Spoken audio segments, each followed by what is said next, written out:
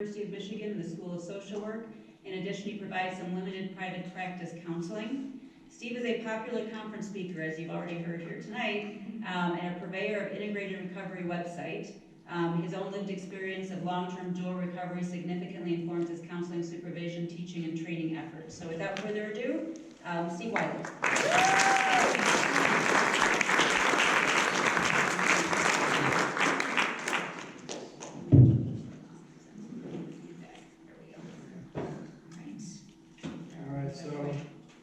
Glad to be invited back. I guess I gave a talk, I think, back in November, and probably, hopefully didn't offend too many people too badly, and was asked back, so I'm very happy to be here. This is a topic that's near and dear to my own heart. My orientation to it is, I guess, where I want to start, and that is that in 1989, I was in the psych unit at Chelsea Hospital, having just experienced, or in the midst of experiencing, my third episode of major depressive disorder. And the first one was in 1983, and I was using drugs and alcohol up the wazoo. So when I look back at that one, I said, oh, that's because I was using, right? And then in 1986, I got clean and sober and had another episode of major depression. And I thought, well, that was because I was going through withdrawal, and it's kind of the nature of the beast. In 1989, I was 3 years clean and sober, and I had the worst of those 3 episodes of major depression with a lot of suicidal thinking, and ended up on the locked unit of the psych ward at Chelsea Hospital. And that was when it finally kind of clicked that, okay, I have this thing known as dual disorders, right? And the names that get tossed around to describe the co-occurrence of a mental health disorder and a substance use disorder, or more than one of either or both of those. There's a lot of jargon that's been tossed around over the past 30 years. Technically, people know what the DSM is, right? Yeah. The diagnostic manual that all behavioral health diagnosing happens through that.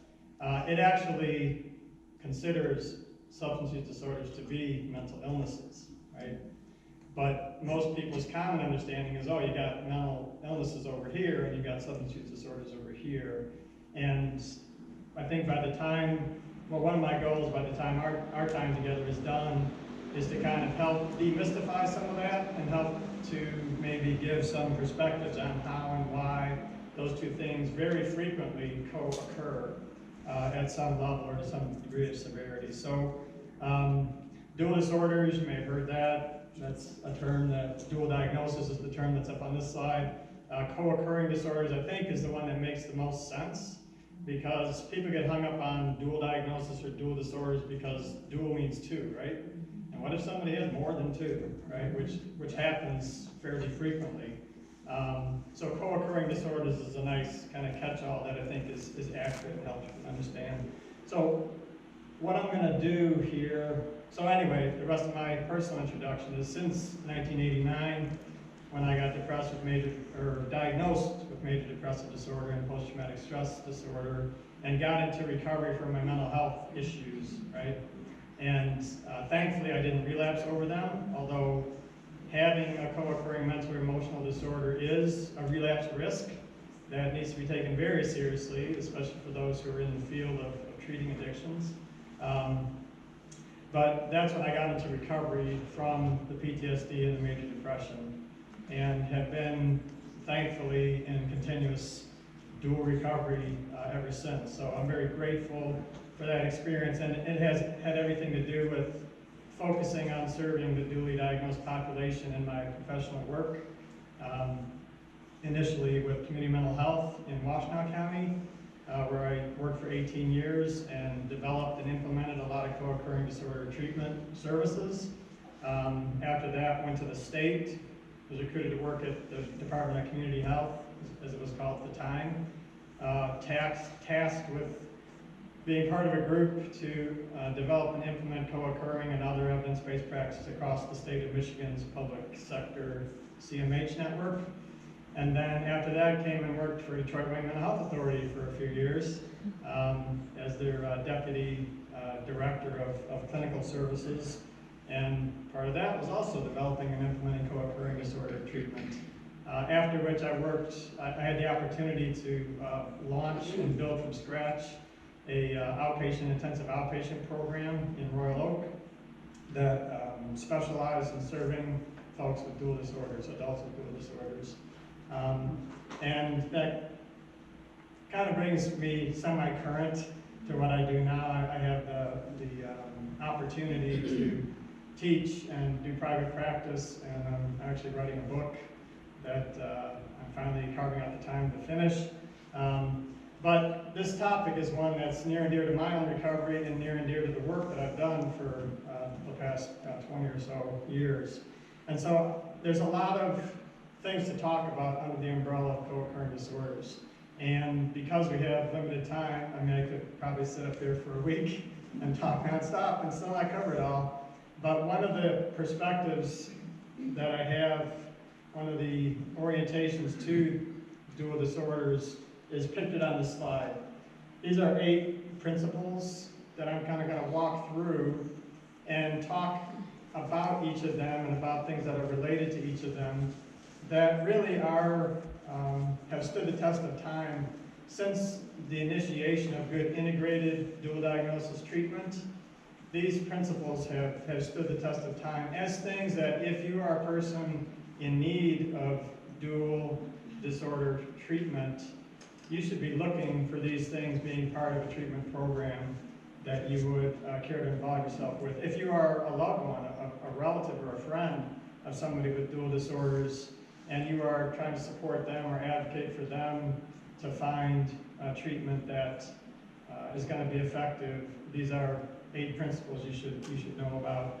And to relieve you from the pressure of having to take too many notes, I'm pretty sure this is going to be posted on the website. Is that right? If you're going to let us do it, we are going to post it for sure. Absolutely. I've given away my stuff for the last 29 years. I'm not about to stop now.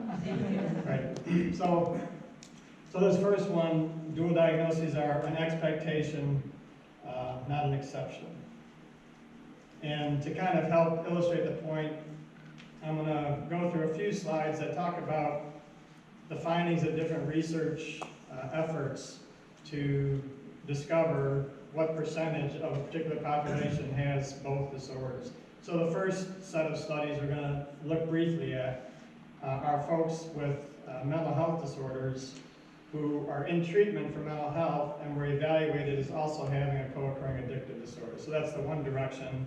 And then the second set of studies are going to come from the other direction, people in substance abuse treatment who were found to have a mental or emotional disorder. Right?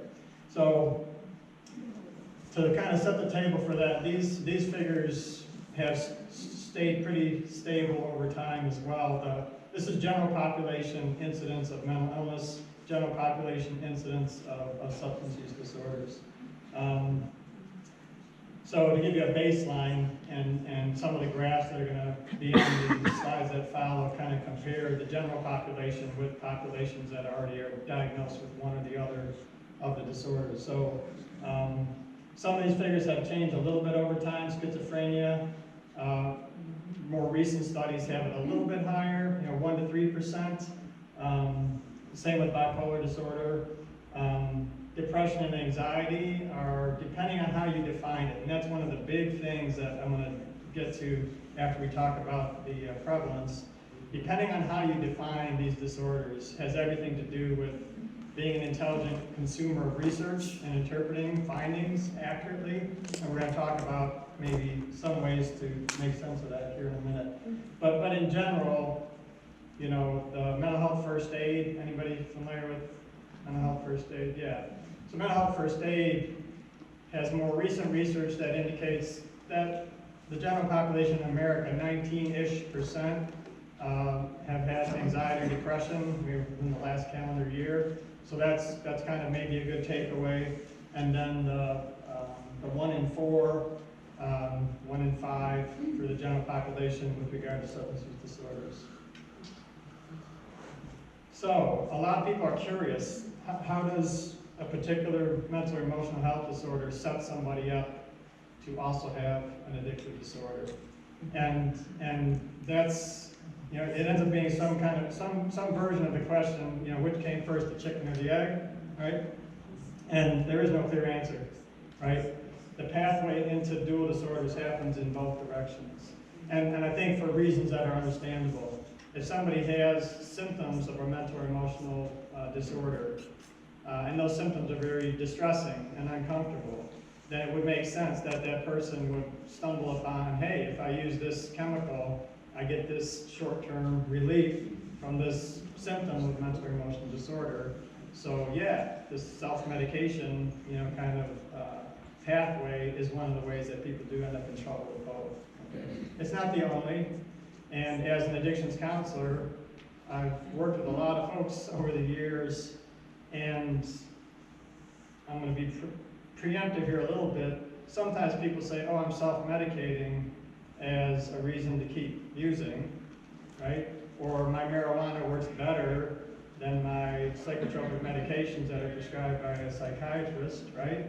And, you know, every person is unique. And I think it's a mistake to make broad generalities about anybody. But just to make the point that, yes, self-medication is a real phenomenon. And yes, it can also be used as, you know, maybe an obstacle or a reason not to recover. So let's hold both of those things in tension, because it's not either or. So this study was on people with thought disorder, schizophrenia, as compared, that's the darker bar on the graph, compared to the general population, which is the lighter bar. So the takeaway here is just that many more people with an existing or pre-existing mental health disorder end up with a co-occurring substance use disorder. And this just kind of takes it by different categories. This is one that was done across a number of categories of substances and mental or emotional disorders. So the involvement with alcohol in the blue, cannabis or marijuana in the red, cocaine in the yellow, and any substance use in the green. And this is kind of my prompt to talk about. Some people also have the curiosity question, well, you know, do people like with depression, right? Are they more disproportionately likely to abuse a stimulant? Because after all, depression makes you feel low, and the stimulant makes you feel high, or, you know, stimulated, energetic. And it's interesting that the research does not show clear correlations like that. Because you could also wonder about, hey, somebody with bipolar 2 or 1, whichever one has the manic phase, would they be more predisposed to use, you know, heroin or alcohol as a downer? And again, even though intuitively that might seem to make sense, the research doesn't bear that out. Okay? It seems like the commonality, if there is one, is if people are uncomfortable with their symptoms, they tend to use whatever's going to make them feel different. Okay? And that's the phrase that I've heard the most commonly from a ton of people that I've worked with. They want to feel different. They want to feel other than how they're currently feeling. And anything that'll get them there is what they're willing to often do. Okay, this is from the other direction. These are folks in treatment for substance abuse. What was the findings in terms of co-occurring mental health disorders? And this one has, you know, mood disorder is the bar on the very bottom there, that over 40% of people in treatment for substance abuse were also found to meet criteria for a mood disorder. That's actually kind of low. There's other studies that have that co-occurrence significantly higher. This one, the far right bar, is folks in residential substance abuse treatment, right?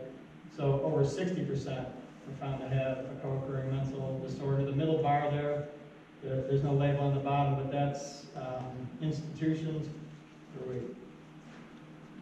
Yeah, I think that's the outpatient substance abuse treatment programs, and then the community programs. So the takeaway here, if you want one takeaway, I don't want to remember a bunch of research, which is particular to the population that was, you know, studied on. The takeaway is that over half of people who are referred to treatment for one or the other, mental health disorders, or substance use disorders, more than half of each of those cohorts also have the other, okay? And that's really what birthed that kind of observation that dual disorders is an expectation, not an exception. If you work for a community mental health provider, more than half of the people walking through your door are going to have a co-occurring addictive disorder. So be prepared and equipped to treat that. If you work for a substance use treatment provider, more than half the people who walk through your doors are going to have a co-occurring mental or emotional disorder. Be prepared and equipped to be able to treat that. And that's one of the, I think, frustrations and growth areas, I guess, for the glass half empty and the glass half full in our behavioral health treatment array today, is that not every provider in their respective, in Michigan anyway, bifurcated camps, mental health over here, substance abuse over here, not every provider has moved very far in becoming equipped and skilled and effective at treating a co-occurring disorder. There's been movement, absolutely, and I'm encouraged by the movement that has occurred. And again, if you're somebody seeking treatment or somebody helping a loved one or supporting a loved one in treatment, you need to do your homework, right? I mean, not every provider is created equal when it comes to their ability to provide good co-occurring treatment. So what are some of the hallmarks of good treatment? These are all the reasons why good treatment matters, right? Because without good treatment, the symptoms that are undertreated on one side of that fence are gonna, in some cases, cause a relapse risk for the other side of the fence, right? So if I have both disorders and my mental health symptoms aren't being well managed or resolved, that's going to be a relapse risk to the relapse with substances. If I have struggle with the substances, that's going to be a risk of making my mental health symptoms worse, or the treatment that I am getting on the mental health side ineffective, right? A common example, somebody who's maybe in care at a mental health provider and they're being prescribed medications that are intended to help manage their symptoms, but their substance use is interfering with the effectiveness of the mental health medication such that they're not getting the relief that otherwise could be theirs if they weren't putting the substances of abuse into the mix. So outcomes across the board, this makes sense, are worse. This is an interesting slide. I used to feel like I had to talk about marijuana when I gave talks 20 years ago, and the need has only increased, I think, because of the controversy, and no offense to any legal people here, but the marijuana laws in Michigan are terrible. Thank you. Both the medical marijuana and don't get me started there, but the thing that I enjoy sharing with people who have a mental or emotional disorder is that marijuana is one of the worst substances that they could be messing with, right? Marijuana is out there as kind of this milder or more moderate substance of abuse, and even though that's no longer true, I mean, the pot of the 60s and 70s, was very mild compared to the hydroponically and genetically engineered stuff that is on the street today. The THC level in the 60s and 70s was between 2 and 5%. Today it's as high as 20%. Okay, it's a different drug. It is a different drug than Cheech and Chong. It's a different, thing, and it gets administered in different ways. I mean, with the hash oils and the vaping and all these other routes of administration that are different from smoking, and just kind of addiction 101. The quickest way to the brain is injecting, because it's in the blood goes to the brain, boom. The second quickest is what? Smoking. It's in the lungs, goes from the lungs to the blood to the brain, boom, right? So the vaping is particularly scary compared to routes of administration that include oral ingestion, although if the substance is strong enough, like fentanyl, then that can be lethal regardless of the route of administration. But But this slide in particular shows the difference. It's folks with thought disorders, like schizophrenia. And the yellow line is folks with thought disorders that were not using marijuana. And the green line, and this is from back in 1994, so things that, the marijuana potency has gotten significantly stronger since then. The green line is folks with a thought disorder who use marijuana. And what those two diverging graph lines show is that the folks who used marijuana had more severe psychotic episodes, more frequent psychotic episodes, deeper psychotic episodes that took longer to rebound from than the people who had thought disorders and were being treated for it and were not using marijuana. And when I used to work for CMH and used to do a lot of group work, this was new news to a lot of folks with thought disorders. It's like, whoa, never knew that. I thought marijuana was good. I thought it was natural. It's an herb. It's natural, and all that stuff that sometimes you hear. And I don't know enough. I'm not God. I don't know enough to know that some people can't use marijuana recreationally and not get into trouble. I don't know that.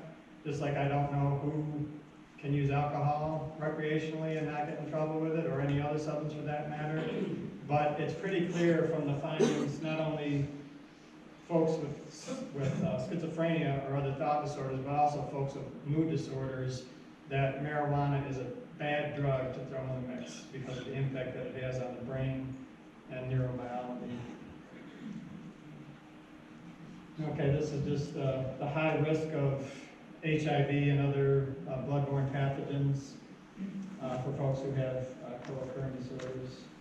Which brings us to the second principle. So how do you make sense of what is a co-occurring disorder? And this was a real game changer when it first kind of came out, because when you're in a conversation with somebody and you're talking about co-occurring disorders, what are you talking about?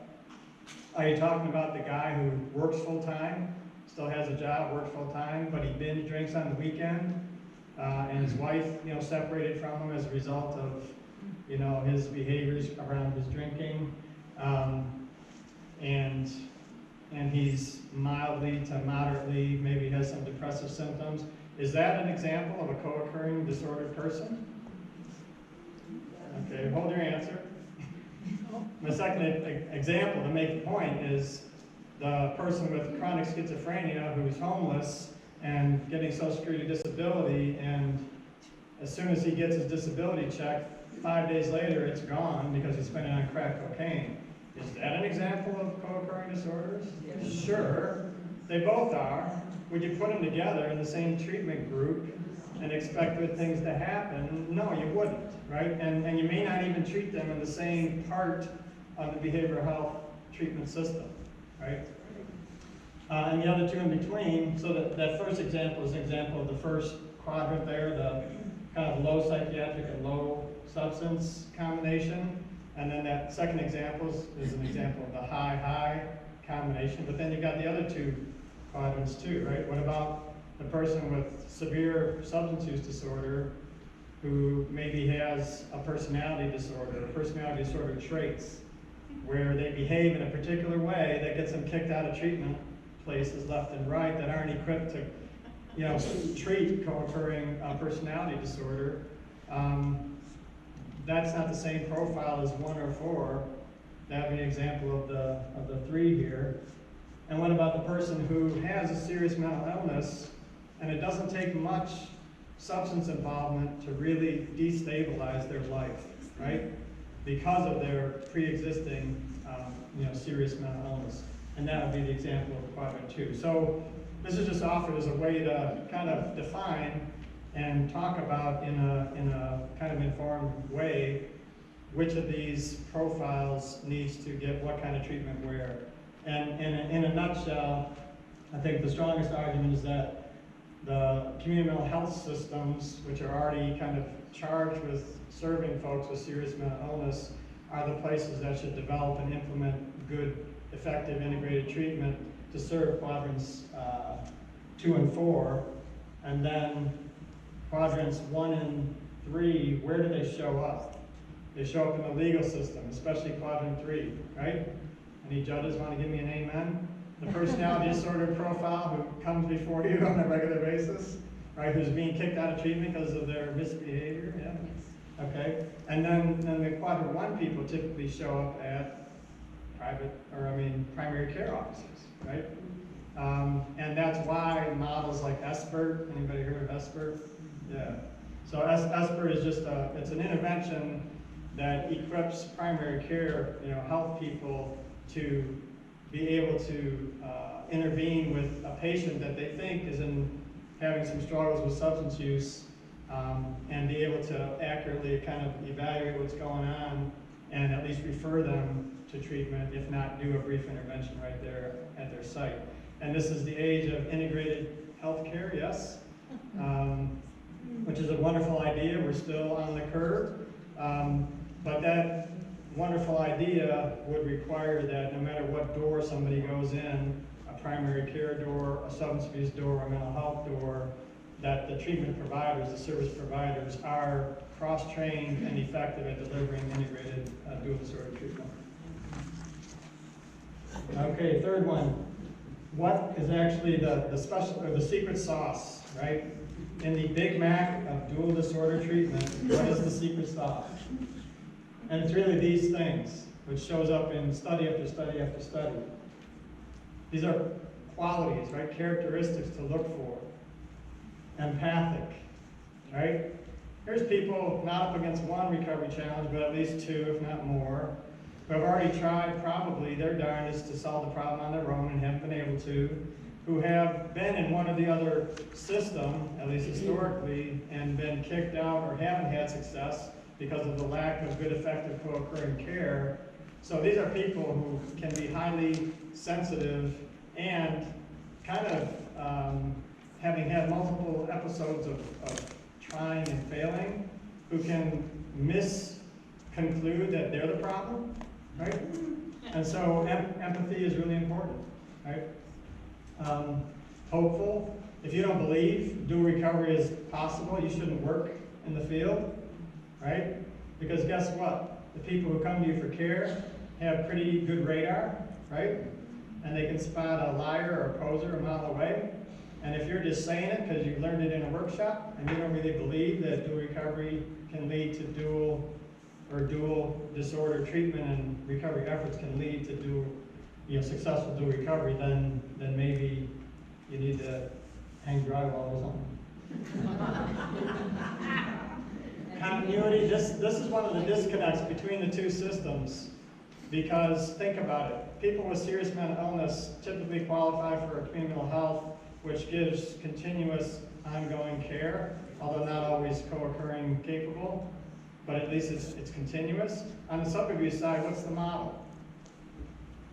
The model is episodic care. You get a crisis, you qualify for an episode of treatment.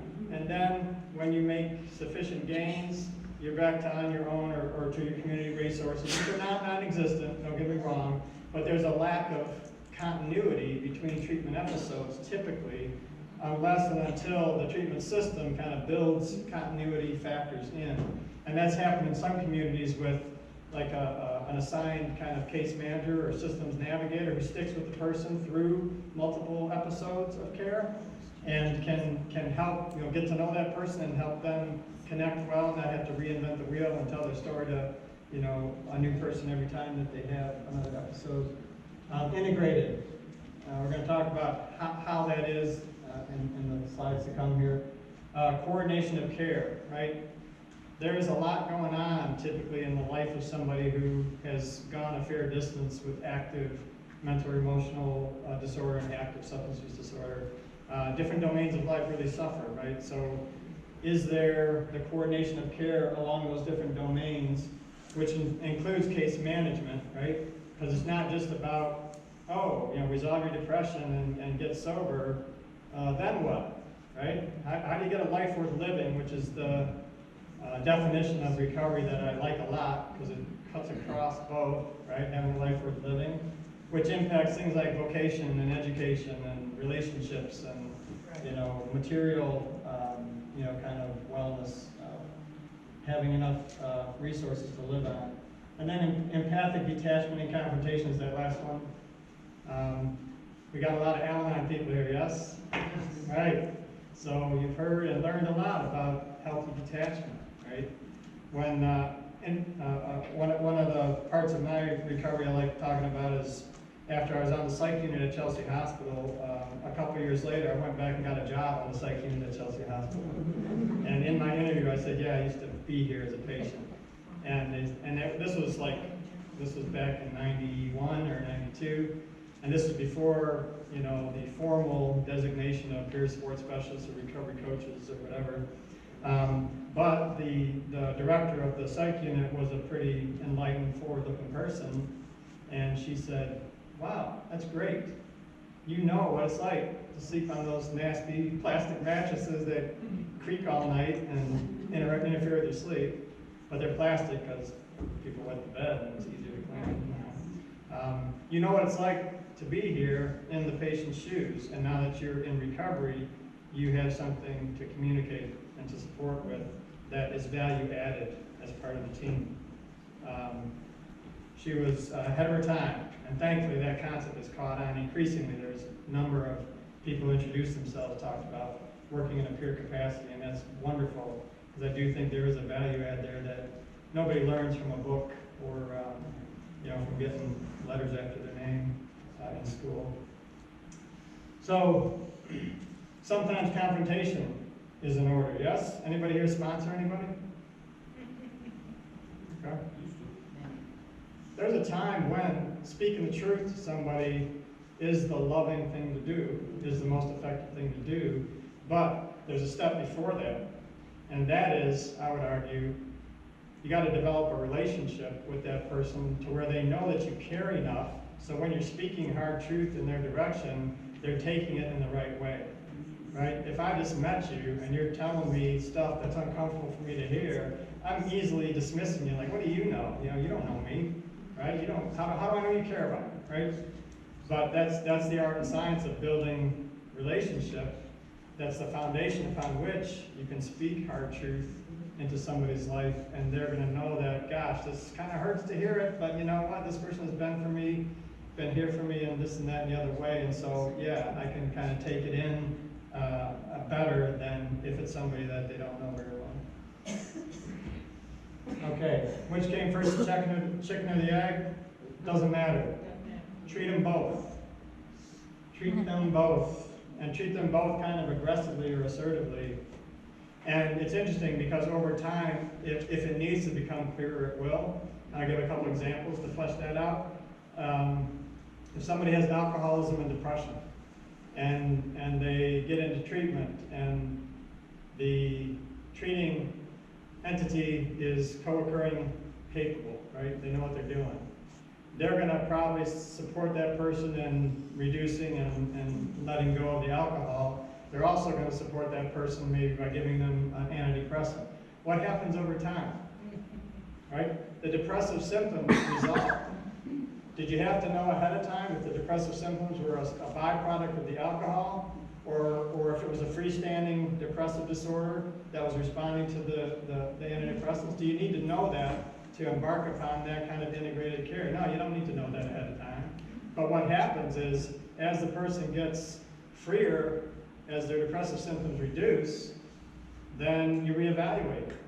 And maybe you reduce the dose of the antidepressant and see how the person does. And if they do wonderfully, then maybe it was true back at the beginning that, hey, maybe those depressive symptoms were part of the intoxication and withdrawal syndrome and post-acute withdrawal from the alcohol. Great. Is there any harm done, given the risk, to treat both at the same time in an integrated fashion? No. Or very little harm done compared to the high risk that's there otherwise. Because in some old school providers, what would happen is they would make the assumption on the front end that, oh, well, your depressive symptoms are because of your alcohol use. So you don't need this antidepressant medication stuff. And anyway, a drug is a drug is a drug, and you're not really clean and sober if you're taking a psychiatric medication, which is one of the myths out there, unfortunately, for the dually disordered individual. But the risk that sometimes would happen is, you don't need that depression treated. It will clear up by itself the more clean and sober you get. But what if it's that person is one of those people who has an independently occurring depressive disorder? that's not being treated, even if and as they're being asked to put down the alcohol that they may have distracted or, medicated with, and that person gets more and more depressed and looks around them and says, well, everybody else is doing better and I'm doing worse, and gives up even more hope and feels even more despair and ends up going and committing suicide.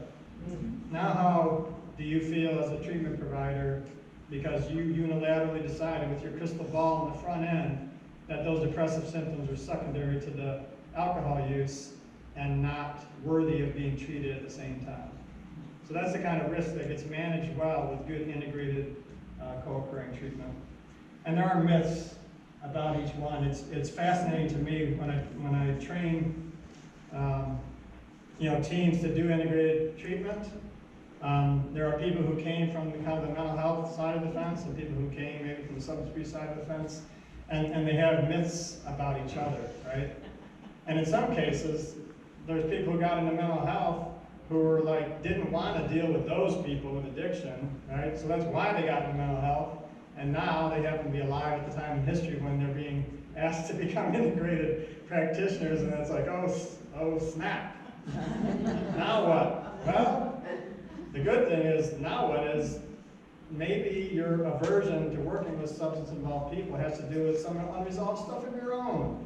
If 1 in 4 people have a relative or a friend who has a substance use disorder, then the chances are pretty good that maybe a certain percentage of people in the mental health treatment world have unhealed issues with regard to their own experience of somebody else's addiction. And maybe that's the driver. Not the only thing, but I've seen that happen on occasion. And then vice versa, right? It's kind of, since we have AA and Al-Anon people here, I'll tell a little joke that insults both of you. And I'm in both fellowships myself. So the joke is that Al-Anon people take themselves too seriously and don't take the steps seriously enough. And AA people take the steps too seriously and don't take themselves seriously enough. So that's, yeah, there you go. Yes. You're very much saying Al-Anon and AA. What about AA? It's the same thing with AA. Yeah. As a step. Mm-hmm. Yeah, take them very seriously.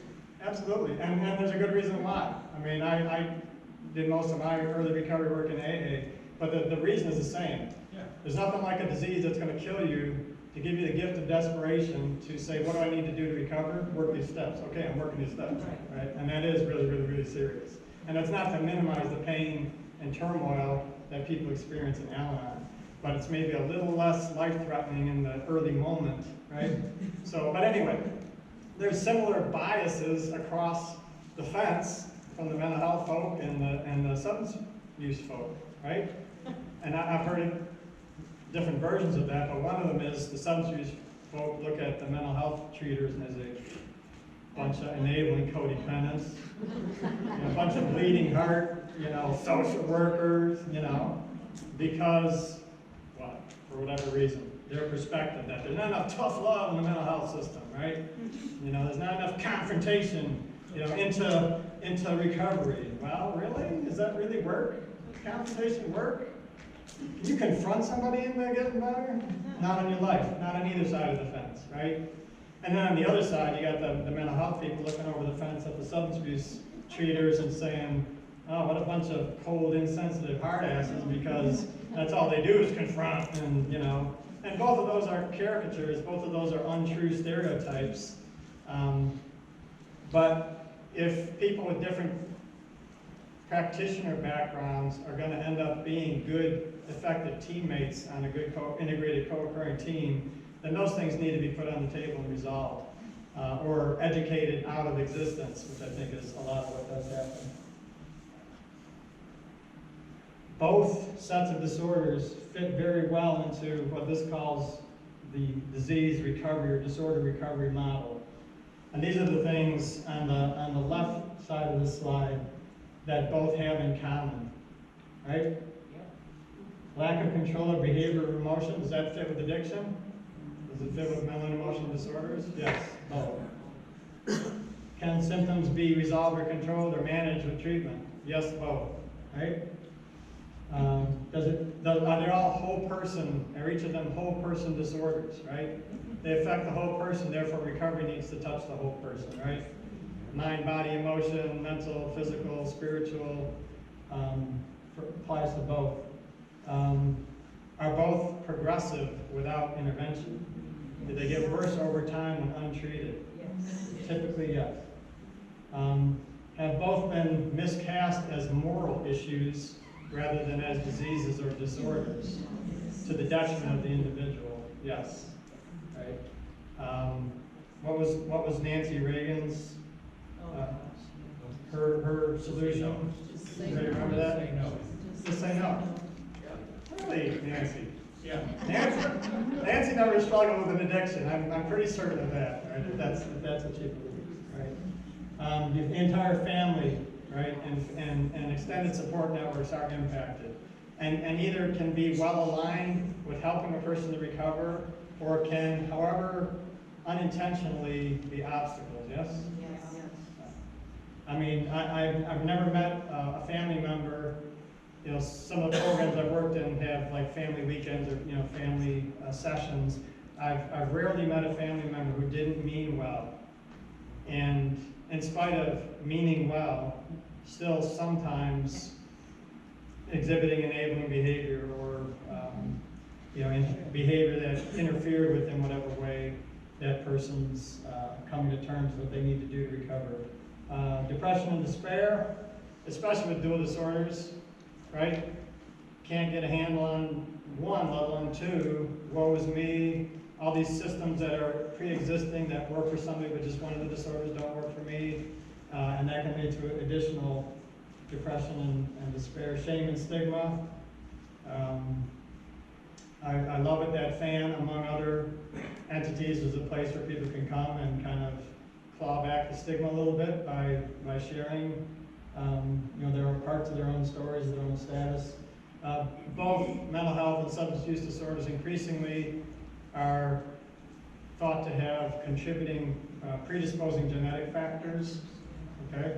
Which is not the whole story, but there seems to be for both the combination of genetic predisposition and life experiences, especially during developmental years, that both combine and are part of the history of most people with dual disorders. Biology matters, right? The whole brain, neurobiology of the brain, that's worth a whole other presentation probably at some point, is complicit in both active addiction and active symptoms of mental or emotional disorders. Guilt and failure on the part of the person, denial, which is a protective factor, it's a defense mechanism, right? Denial is something that, it makes sense when you think about it, right? What person wants to cop to the truth? I'll use an example of a young male with bipolar disorder who's been self-medicating with alcohol. What young person wants to cop to the truth that you have not one, but maybe two chronic relapsing conditions that you may have to contend with for the rest of your natural life? Is that happy news for anybody? No matter what age, let alone a young person, right? And so it makes sense that, well, why would they want to believe that that's the truth, right? Oh, that manic episode was just a speed bump. You know, I got it now. I'm good. I'm back to stable. Don't have to keep on doing the treatments and whatever. And oftentimes people with dual disorders need to relapse multiple times before they can cop to the full, you know, truth of their condition and take the steps necessary to stabilize in both parts of their dual recovery. So denial is a defense mechanism. Shouldn't be smashed prematurely or artificially, because defense mechanisms are defending somebody against the threat of some kind of perceived harm or actual harm. Both chronic versions of both are thought to be incurable. That is, they can both be brought into remission. There's some debate, a little bit of debate about that, but generally speaking, I think that fits for the severe version of each, and both are chronic. So the part on the right is what has to happen in recovery, which also has great congruence, whether it's mental health or substance use recovery that we're talking about. If somebody's in crisis with a symptom episode or with active use that's getting them to some kind of a bottom, stabilizing that person is the first thing that needs to happen, right? And sometimes that's in the hospital for a mental health disorder. Sometimes it's in, detox center for substance disorder. And after that comes some kind of treatment, right? Detox is, and stabilization of a crisis symptom is not the whole answer. That's not dual recovery by itself. What happens next? Well, the person gets stabilized, and then they hopefully get put in touch with whatever supports and services, the combination structure, the combination of which helps get them to make even more progress towards stability and toward managing the risk of relapse. The progressive overcoming of denial, not by smashing through it, but the way I heard it put one time that I think makes sense is, somebody's in denial, the best way to help lead them out of denial is to equip them with the internal strength and the external supports such that they don't need that denial anymore, right? If you believe that you're strong enough, you don't need to pretend like you don't have a problem anymore. If you believe there's enough people around you who are supportive, you don't need to pretend like you don't have a problem anymore. You can let the defense go down and just deal with what's there, knowing that you have internal strengths and external supports that are going to combine to help you to a better place. The need for help one day at a time, gradual progress, managing relapse risk, because it is a risk for both conditions, and if somebody has two or more, it's a risk, even a higher risk. The positive involvement, that is recovery supportive involvement of family and friends. Ongoing education all the way around, learning to feel good in non-chemical ways. Sometimes people need to relearn, pleasurable activities, or maybe they never had that, and they need to learn it for the first time. And recovery from both disorders is a whole person process. So diagnosis specific and stage of change specific interventions. Are people familiar with the stage of change model? By show of hands, people recognize this. It's been around a while, and the takeaway here is pretty brief. It's just that people who are up against a difficult to change behavior tend to go through stages before they finally get to full commitment to make the change, okay? And the contribution that this has made to the field is that instead of somebody demonstrating ambivalence because they're up against not one, but two areas that require behavior change that could be difficult, instead of kind of condemning somebody for their high ambivalence, how about understanding that, wow, you're up against a huge challenge, and yeah, it makes sense that you wouldn't just jump to enthusiastic, woo, let's recover, overnight, because maybe you need to go through these, pre-contemplation is full denial, maybe. Contemplation is, yeah, I think I have a problem, but, I'm not sure. Preparation is, yeah, I got a problem, but I'm not ready to take steps yet. Action is finally getting to that place where, yes, I have a problem, and yes, I'm going to do something about it. And then maintenance, continuing to do what works so that the person can continue to develop stability. In the research that's behind this, which actually initially took place on cigarette smokers, and nicotine is a very addictive drug. I used to smoke 2 packs a day, so I've been there. Nicotine gives 2 addictive payoffs, right? It stimulates the central nervous system, so it gives you pep when you're feeling drowsy, and it relaxes your musculoskeletal system, so it takes away some stress. That's a double whammy in terms of an addictive payoff. Most addictive chemicals have one primary kind of payoff. Nicotine has 2, so it makes sense to me that it's difficult. But the research that was done on how do people quit and stay quit is what initially put this stage of change model into play, and then it was applied to different substances and different areas of difficult behavior change, and was able to equip providers with, and loved ones, supporters, with a perspective that, okay, this is a really difficult area, involves very difficult to change behaviors. I'm going to hang in there with my person while they work through these different stages on their way to being able to fully commit to, doing something way different and having it sustained. And in their write-up of it, the researchers, Prochaska, Norcross, and DiClemente, they represented it kind of like a spiral staircase rather than a linear sequential thing, because depending on circumstances, people can, you know, switch between the two. It's not a static kind of algorithm that, you know, fits everybody in the same way. But it's helpful to understand that not everybody gets the full commitment overnight. No single correct intervention, especially with dual disorders, right? Sometimes, you know, I write up on a board or whatever, you got, on the mental health side, you got mood disorders, and you got thought disorders, and you got personality disorders, right? At least 3 major categories of mental or emotional health disorders. And then on the substance abuse side, you got stimulant substances, and you got depressant substances, and you got, you know, hallucinogens, or, you know, psychedelics, and you got marijuana, which is really weird, in a weird way, its own thing, because different people react so differently to it. So if you drew a line between these 3 and these 4, every possible combination, you begin to get at some of the complexity that's involved. And how do you treat this individual who's standing before you, or who's in your treatment program? How do you treat them? Do you cookie cutter it, right? Is the same intervention going to work for each of those unique combinations? No way, right? And so there needs to be flexibility and maybe even a broader way to be prepared to deal with the combination of things. Thankfully, there are interventions like cognitive behavioral therapy that is wonderfully applicable in both directions. It's one of the leading interventions for dealing with depression and anxiety, also one of the leading interventions for working with addiction.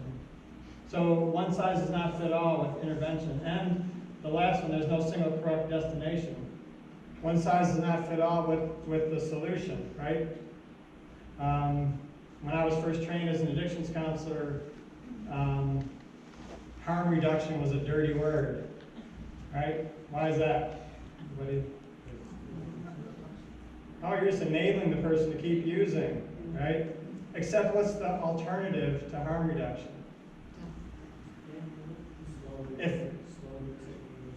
If we take an all or nothing position on, you know, you need to be sober by next Tuesday or else you're a treatment failure, right? Then that's an exaggeration to make the point.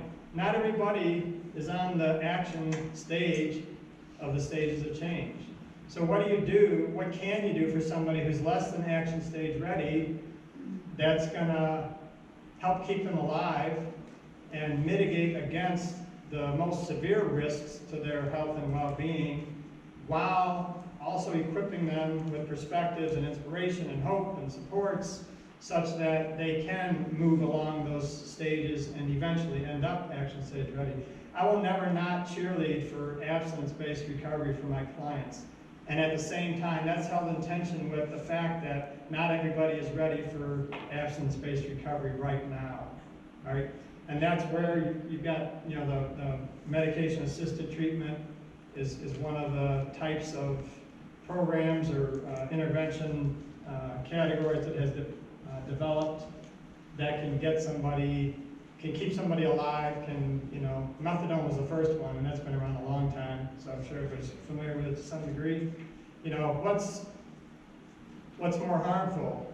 Injecting street heroin with a potentially dirty needle, or taking oral methadone at a clinic where, the way it was originally designed, there were wraparound services and supports and exposure to, you know, treatment messages and treatment services, as an example of how that's supposed to work. Today you have, and there's controversy in all of these, you know, needle exchange programs is another harm reduction strategy. The use of Suboxone is another one. And there's pros and cons, don't get me wrong. They're being healthily debated in the field, even as they're being utilized to try and keep people alive. Narcan, right? I'm sure some of you have tracked some of the mainstream media where in certain communities that shall remain unnamed, law enforcement officials decided that there's a three intervention limit on Narcan.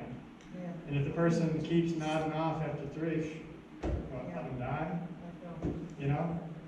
They're not worth the cost of that 4th administration of Narcan to keep them from overdosing. And so one size does not fit all in terms of the outcome, at least the short-term outcome. There are wonderful frameworks that have been developed that have been around for a number of years now. These are a couple of them, and you can find the complete toolkits if you're interested in looking at the different components. And the reason I put this on the slide is there's no excuse. The science is there, the knowledge is there, the funding isn't always there, I will say that. But it's not a mystery how to do good, effective, integrated care. It's been well mapped, and both from the DD-CAD as a dual diagnosis capability in addictions treatment, that's designed to help the traditional addictions provider and move them in the direction of becoming co-occurring capable for the mental health side. The DD-CMHT is in the other direction, designed to engage with traditional mental health providers and drag them into addictions competence, co-occurring addictions competencies. But the science is there, the direction's there. And the other thing I'll say about this is in whatever advocacy role that you may have the opportunity to serve, advocate for resources, please. You know what? Because I'm not throwing treatment providers under the bus. With some of what the reimbursement rates are, especially in the publicly funded sector, it's pretty difficult to put a top-notch, highly effective co-occurring treatment program together. Because guess what? You need treatment, you need training, you need good clinical supervision, you need good, cross-training and collaboration among all members of your treatment team. And you go talk to any publicly funded provider, and probably some in this room, and they say, yeah, right, Steve, I'm having a hard time keeping my people's caseload under 100. Where do you expect me to have to carve out the time and the resources to train and to clinically supervise and bake this into the status quo? And so resources is one of the big variables in that equation. So any opportunity that you have to advocate in that direction, please do. Dual disorder treatment works. Okay, these are from some initial studies that kind of help make that case. This is severely mentally ill folks, and it took up to 3 years to see significant progress, but significant progress did happen. When I first worked at CMH, the co-occurring severe mental illness, severe addiction population was considered to be a waste of treatment dollars, a throwaway population, right, back in the early 90s, because people would throw kind of half-baked interventions that wouldn't work, and then they decided, without the benefit of better informed and more integrated treatment, that it was an untreatable population, but it's not. It's absolutely not. Bob Drake was one of the early pioneers who did some longitudinal research to show that people involved in co-occurring treatment do make progress in different domains. This is a housing, progress in housing, stable housing, progress in reduction of hospitalizations, progress in reduction of arrests and incarcerations, and interestingly, savings in cost. Crisis care costs a heck of a lot more than intensive outpatient or outpatient care. And wouldn't it be great if we didn't have to let people get so bad that they needed expensive crisis intervention, hospitalization, long-term, residential, if there were ways to intervene earlier in the process before that progression of that person's disorder got to a crisis state, then the available dollars would go a lot further, even in today's funding level. So there's resources, but I want to allow time for questions. So questions, please. On one of your slides, you had a quadrant, and you had the initials SPMI on the two on the left. What does SPMI stand for? Yeah, that's SMI is also what it's called sometimes. Severe and persistent mental illness, SMI, serious mental illness. It's kind of the bar that somebody has to meet in order to be qualified for traditional community mental health services. Yeah, good question. Sorry about that. Alphabet soup there, yeah. My granddaughter isn't taking drugs, but she's taking something called Kratom. Kratom is a psychoactive substance. But she Can is, you repeat the question? Because Yeah. I'm not hearing Yeah, thank you. The question had to do with somebody who's not taking drugs, but they're taking something called kratom. And my response was kratom is a psychoactive substance.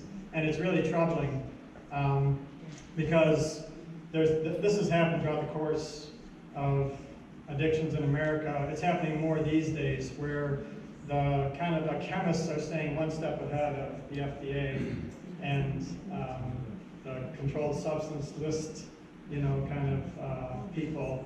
And so kratom has a psychoactive impact. So it can really destabilize people. It gives people a buzz, and it's different with different people. But it can make some people have psychotic symptoms. It can make some people physically ill and require hospitalization. Not pounding nerves. I'm not going to advocate for it doing anything No, I'm good. saying that's good. More than- Well, that's what she says. It Yeah. calms her So nerves. that's why, Yeah. okay. Yeah, it's bad news. On the one website, this integratedrecovery.org, that's basically a website that I built in self-defense. Because they used to do a lot more training and whatnot, and people would call me or email me and say, what was that thing you talked about? So basically I said, you know what, I'm gonna build a website, I'm gonna put every single resource that's in the public domain on that one-stop shopping website. And so it's integratedrecovery.org. And you can find material on kratom. There's a page there that's all different categories of substances of abuse and different types of substances. Thank you. Yep, and there are advisories out about it because it is, unfortunately they sell it at health food stores. And it's not yet regulated, yeah. It's being removed from a lot of states. They're Yes. pulling it off the market in a lot of states. Glad to hear that, yeah. Is Michigan one of them? No. Do you know? I don't know the list yet. Yeah, as recently as a couple months ago, it was being sold at the head shop that set up business right next to a treatment center in Plymouth, so, yeah. I got a question. What do Please. you think about CBD? CBD is one of the components of marijuana. THC is the psychoactive component, and that's the part that, is most troubling for most people, especially those with a co-occurring mental or emotional disorder. CBD is non-psychoactive, and there are some studies that suggest it can help with pain management. I think that the jury's still out on that. It's unfortunately not well regulated, and there's no longitudinal studies. So there's a bunch of anecdotal stuff, but so what? The plural of anecdote is not evidence, right? Anecdote is just a bunch of people who, had a good experience, according to them, over the short term. But you could find a group of people that had a good experience over the short term with any number of pathological and harmful behaviors, and that doesn't prove anything by itself. I think we need to wait and see what the longitudinal science tells us before advocating, strongly for that. That said, I do know some people who take it for pain management, and it's potentially less harmful than addictive opioid pain medications. So I think there's that potential there for sure. Could you explain to me in layman's terms what the term the matrix is? The Matrix. It's a movie with Keanu Reeves. That's not the Matrix you're talking about. I'm not sure which Matrix you're talking about. Yeah. There is a Matrix model of intervention Right, for I believe it's stimulant disorders okay, very good. primarily, yeah. And and there's one version of it that Hazelden sells. So if you looked on Hazelden's website, Very good. yeah, you would at least find their version of the Matrix. Yeah. Please. Where does one go for help if they're on Medicaid and they do have dual diagnosis? Right. And I'm familiar somewhat on this side of town, but what about on the east side? Detroit? East side, like Warren, Mount Clemens. Yeah, depending on the county, we have some representatives here from Detroit Wayne Mental Health Authority. That's an example of the regional authority that's charged with the responsibility for providing care for Medicaid. Right, Macomb but I'm County? just using that as an example. Every county or combination of counties is a regional authority. Wayne, Oakland, and Macomb are each of their counties is their own regional authority. They get the chunk of Medicaid dollars that the feds give to Michigan, that Michigan gives to the 10 different regional authorities across the state. And they are charged with using those resources to impanel a group of providers who will deliver co-occurring treatment. I mean, that's been pushed down through the CMH system. I don't think everybody has implemented it super well, but that would be the starting place to get in touch with the regional authority and see where they can refer the So person. specifically, when you say regional authority, who is that? What do you mean? Who's here from Macomb? What's the name of your, or I don't know if you know, Macomb's, the name of their regional authority? Right. But I didn't know if you, I mean, Wayne, Oakland, and Macomb have done some things together, so. Okay, good.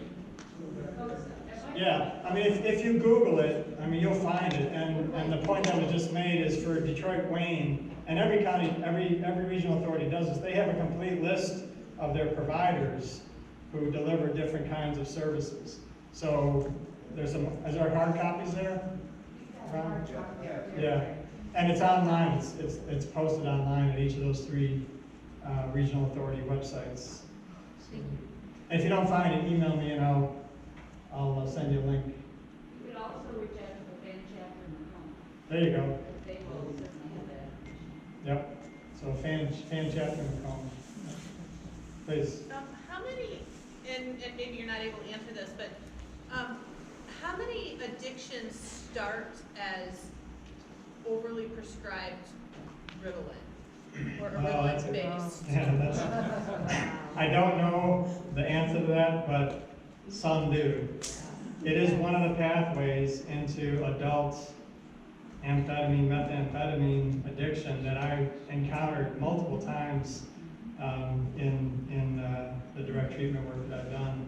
And unfortunately, Michigan used to be the 3rd most diagnosed for ADHD, and correspondingly the 3rd highest prescribed. And I would like to argue that some of these diagnoses were not accurate, right? And one of the classic ways that it has been written about is you have a rambunctious young male who's in a classroom with a female teacher and female administrators, and no knock on the female of the species, but it's like, oh my gosh, this guy's off the wall, you know, he must have ADHD, or send him out to get evaluated and don't let him come back in the classroom until he's medicated. And the interventions for ADHD, the medications are stimulants. They are controlled substance stimulants, okay? And for the person who truly has ADHD, they have the impact of kind of leveling the person out. But if the person is misdiagnosed and doesn't really have it, they are a stimulant. That's the early kind of training of their nervous system to get habituated to a stimulant, and then because of the progressive nature of that kind of condition, if that person is predisposed, they can end up with being addicted to a stimulant substance. Yeah. Can I follow up with a second question with Sure. that? Hypothetically, do you have your guardianship of a young man who is on the stimulant and you don't believe it's ADHD, you believe it's truly addictive, just because of the withdrawals and his behaviors are developmentally appropriate if it weren't for the withdrawal symptoms? Is there services or intervention or evaluations because of the Yeah. pediatrician wrote the prescription? What about holistic properties? Well, there are, I mean, I guess this question about ADHD and evaluating accurately and whatnot, I think, I don't know that every pediatrician has had sufficient training. I mean, typically you want to find a PhD psychologist who's been trained in delivering that kind of testing in order to get a more accurate beat on it. But your point about withdrawal happens for everybody, right? Yeah. Everybody, right? Who here has had an operation and been put on pain meds and then had to kind of wean yourself off pain meds? You went through a withdrawal syndrome. Yeah, but never weaned off them Okay, well, until it was too late. there you go. Well, because that is one of the pathways, right? But the point being, if you put a habituating, mood-altering substance into somebody's body, physiologically, they will become habituated. And then when it's time to let it go, they will go through a withdrawal syndrome. The difference is the person who's addicted is going to push that baby to the limit, and then when they finally go through withdrawal, they're going to crave and go through severe, kind of process that's going to predispose them to want to go back and use. The person who's not predisposed to addiction is just going to feel uncomfortable for a few days, and they're going to get over it and go on with their life. But in both cases, there is withdrawal, okay, physiologically, here and then here. Okay, I don't know, maybe a two-parter, but, when you touched on about the ADHD and all my kids, I got 4 boys and then 2 grandkids, all diagnosed with that. And back then, it was like so common that teachers didn't want to deal with it. So, hey, like you said, give them the ritalin or don't come back to class or whatever. Right. But as they with my one granddaughter that was on it for years, her mother was bipolar or is bipolar. And as you talked about hereditary stuff, is bipolarism also hereditary? Okay. It can be, yeah. The predisposing factors can be. Yeah, so outside of that, I know the kids have the troubles they have to go through it. Now, I myself also, even though I used for just under 5 decades, and I was on many different kinds of pills, but I was on pain pills for the last 15 years. So that withdrawal, that point of the opiates, which you Vicodin in that, was just as hard from what I understand when I talked to my first sponsor that was a heroin addict, was pretty much the same way. This is opiates and opiate. Yep. So this is what gets me is when doctors put you on whether, back when was methadone and now Suboxone, so now I was on Suboxone like 6 years ago. And he talked about a hell of a withdrawal. It is. And yet, some of the doctors, I won't name him because he's also been here before, is that I think they rationalize it because of their profession by saying it's a pain, become pain also. So instead of saying it's just a blocker, you're saying, okay, you've got chronic pain, so this is why I keep giving it to you. Well, if your pain doesn't go away regardless, what's the sense of still taking it? Because when you go through a withdrawal of Suboxone, that's hell. Yeah, I've heard that from many people. And the reality is with pain, and the VA has done some nice research and treatment development around this. Pain is heavily subjective, right? Yeah. Any woman in the room ever gave birth to a child? All right. Okay, no, the point for bringing that up is you endure that pain if you didn't get like a heavy epidural or whatever. Some women, my wife included, God bless her, endure that pain. But why? Why was it survivable? Because it was short and it had a happy ending. Those are subjective factors relative to that piece of pain, right, that made an impact in how the individual is able to endure it. And you think about other kinds of pain. Do people think that, this is going to be forever? That increases the misery associated with the objective pain. So there are subjective elements that impact the experience and the ability to endure up or bear up under pain. Not to mention there's a whole host of non-pharmacological interventions that also help with pain. Some of them are counterintuitive. And the VA, one of the ones just to mention, and you can look on the VA website for more, but it's a counterintuitive thing. If you hurt, you're supposed to get up and move. That's right. But that feels really counterintuitive. Like, I'm hurting. What do you mean I got to get up and move? I'm hurting. Well, no, but it's counterintuitive, but it actually works in multiple ways. Psychologically, it's you conquering your body, right? You telling your body, I'm in charge, not you. And psychologically, that gives you mastery and it gives you a feeling of empowerment and it reduces the misery associated with the pain.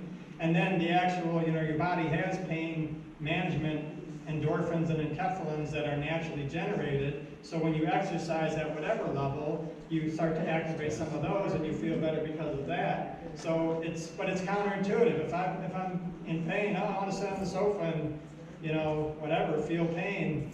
And that just increases the misery associated with the pain. So there's a lot to be learned and implemented better pain management that doesn't need to include pharmacologicals. And I don't hate on doctors for being trained up in a medical model and their view of the world is diagnose and prescribe. Okay, but that's not the only set of interventions that can be brought to bear for more than one condition, pain being among them. Now, I don't know how much time do we have.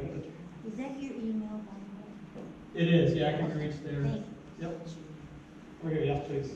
I just wanted to commend you on your position with recreational marijuana with young people, because their opinion, because it's been legalized, that there isn't any problems, into the brain or the focusing or anything.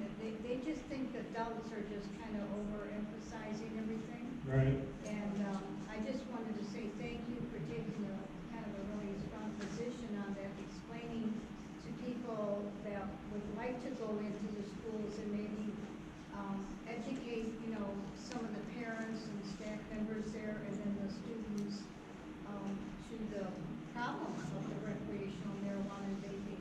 Because right now, most of the school districts, they don't really want to kind of hear too much about it. They want to just let it go, and whatever happens, happens, and then progressively they go from marijuana to cocaine and Right. other things like that. So I wanted to say thank you. Absolutely. For explaining it. And if you're in have an opportunity to educate, that website has a boatload of stuff about marijuana on it and the risk factors. And it's interesting, there's some national studies that look at states that first legalized medical marijuana, and they show the slide. It's a slippery slope. 'Cause when you make medical marijuana legal, that gives a message to young people too, that, oh, it's good, it's a medicine, it's at least not harmful for at least some people. And that lowers their resistance to thinking it's a problem. And then when it becomes in those states, because that's typically been the prerequisite to then becoming recreational or approving recreational use of marijuana, it's a slippery slope. And the data bears that out. There's no data that shows that your epidemiological health of any community improves when medical marijuana is introduced or when recreational marijuana is introduced. In California, 1 in 3 automobile accidents that lead somebody to the ER is positive for THC. You can't tell me it doesn't impact.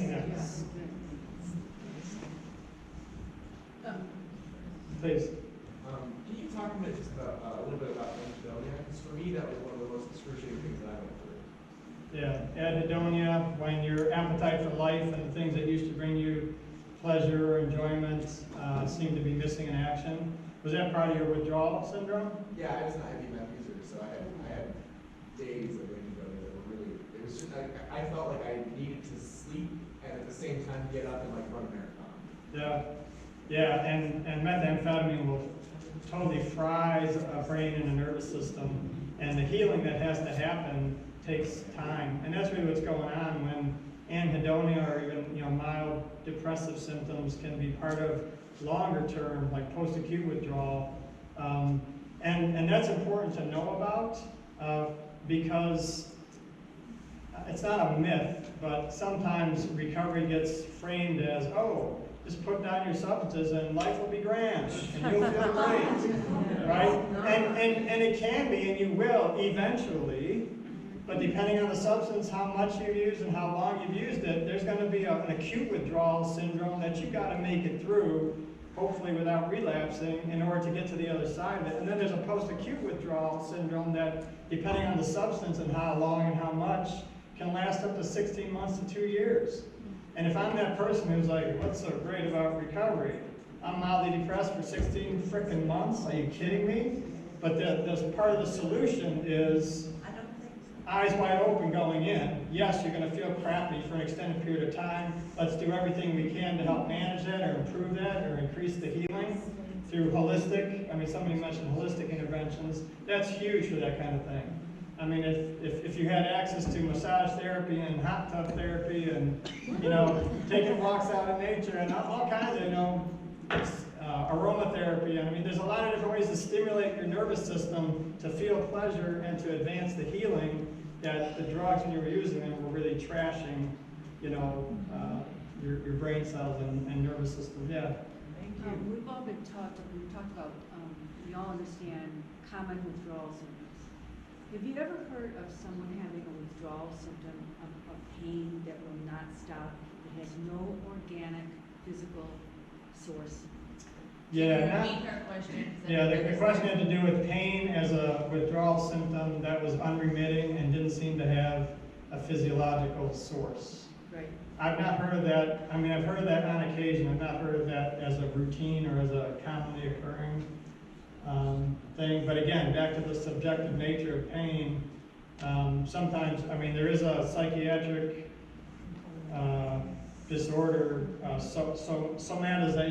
somatic disorders, right? Where people have whatever kind of psychological, emotional pain that manifests itself through a physical symptom. And I think that sometimes that does happen. And the solution isn't to treat the physiological pain. The solution is to try to get at what's the underlying psychological or emotional issue and try to get at that. And sometimes it's post-traumatic stress. I mean, it's fairly highly correlated with people who have had unresolved severe traumas. You mentioned the fact that there's, that all through the rest of your recovery, that there's always treatment, there's facilities that you people help with during and whenever someone needs it. That's a model, yeah. Can that also be included with, you haven't relapsed, but you still need treatment? You Yes. haven't begun to use drugs again, but Right. you still know you need treatment. Well, part of that model that I described, the ongoing kind of navigator or case manager that can keep up with people in between their episodes of severe treatment, it does include that. And the rationale behind it is anybody who has once been heavily addicted is always at some risk of relapse. And so maintenance, that part of the stages of change doesn't get good attention in today's treatment world. Maintenance has to do with, okay, now you're clean and sober and maybe you're through your post-acute withdrawal, but what else do you need to do to have a life worth living? Right. Educationally, vocationally, stable housing, relationship repair, and, a whole host of things that don't fit cleanly into the treatment provider service array, right? But are very important, right? And a lot of people do find that in community-based peer fellowships and whatnot, and with the help of loved ones and family members and other networking, they find that. But wouldn't it be cool if that was a more routinely available, Yes. kind of setup? Could we lobby for that? Absolutely. I mean, like everyone go on a march or something? Seriously, no, we're laughing, but seriously. Yeah. I mean, these things be done because it's not getting done fast enough for people. I'm one of them, even though I have housing because of my niece. Had I not had her in my life, like all my kids, did not nothing to do with me. Because I've used for so many years, but I quit for 9 years, and all of a sudden 2 years ago I started back up again. But I've lost people in my life that caused me to relapse. And now I'm 63 days clean, and I'm here, I'm alive. God bless me for it, Absolutely. Really, God bless her. I have somewhere to live. She helps me if I need her help. I call her on the phone. She needs my help. She calls me. We help keep each other stable and tell each other the truth too. Yeah. We're very truthful to each other. I think peer fellowships are incredibly important, and the more we can do to support those as part of the continuum of care, the better. Paul, did you have something? Thank you. And this is do you have a working title for the book you're writing and you're just finishing up? Contemporary Addictions Treatment. And I'm messing around with different subtitles, but it's basically representing, the state of the science of what I think ideally good treatment should be and be about, which includes the co-occurring, emphasis as well. So, yeah. Good luck with that. Thank you, yeah. Yeah, my experience has been in long-term recovery, the lighthouse where I'm at, is that after a year of recovery, some take it more serious than others. Yeah. But is there a way when they are back out after like a long-term recovery, you would suggest so they don't last but a minute out there because of the extended outpatient, they don't have the tools to go back out questions that I've been getting, give my, this new lead, that they're not getting as much to go get with the real world, even though they've been sober for a long time, I'm talking 8 months to a Yeah. year. Yeah. They don't last, but I'm talking, the numbers are like 80 to 90% don't last 2 months. I think the IOP and outpatient should include life skills building, right, education and skill building. And there's not, I don't think there's enough of that in Lighthouse's array. And some of that insurances won't reimburse either, and that's an issue, right? But it's so critical in the ways that you're talking about. And the other thing I'll say, and it doesn't fit everybody, so don't get me wrong, but any program that offers free housing as part of their services is gonna attract a certain percentage of people who are there for the housing and not really there to stay clean and sober. And that's part of the explanation to that phenomenon. Here's to you, Last sir. question? You have to go. Okay, thank you for coming. Thank you Maybe a very little- much. Last question? Maybe a little something to his is that, and this may be a little cliche, because disease of addiction will never be cured, it may be arrested. Whole thing here is this is why we keep going, and I know you know this, is that we keep going to meetings the day we got here. I mean, if you want to stay clean. So through that process, this is where you also get phone numbers to all the people there, if possible, to reach out on those lonely times or whatever. Yep. Start fellowshipping, no matter what. But this is where also sponsorship comes into effect, that when you talk to them or find a good sponsor, they can refer you to other people or whatever to do what you need to do that you're having trouble with. Right. And also, in our fellowship of NA, we also have an activities thing, so that we can do things as recovering addicts. Many fun things. I mean, we got golfing, bowling, dances, all this kind of Yep. stuff that we can do. Yep. But you gotta get involved by staying at the meetings. Yeah, you got a number. So they say is that if you stop going to meetings, well, that's the road to relapse. It can be, yeah. So, in this case, is what I'm saying is maybe just keep pushing them, people are not pushing them, but encouraging or suggesting that they keep going to meetings, get a hold of everybody or share at the tables, whatever it is going through, and say, hey, I need help in this field or that thing. Please, I need, and the best thing to do is have that person share first, or within the first couple of people at that